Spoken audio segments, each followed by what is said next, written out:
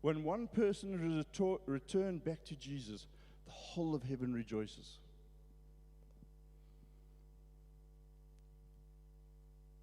But what happens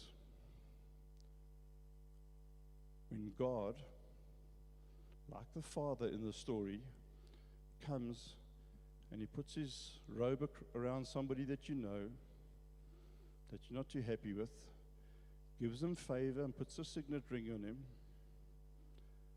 gives him more favor, helps him to get his feet shod with the gospel of peace, and he starts accelerating in the home. What happens to the brother? The brother gets jealous. Dad, why are you giving him this? He took his inheritance ready. Now he's coming for mine.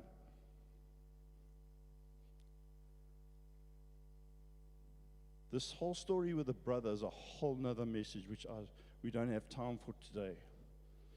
But let me tell you something, and I need to say this to you. When your brother comes to Christ and God puts his robe of righteousness around him and puts his signet ring of authority and puts the gospel on his feet and makes him excel next to you, don't be jealous.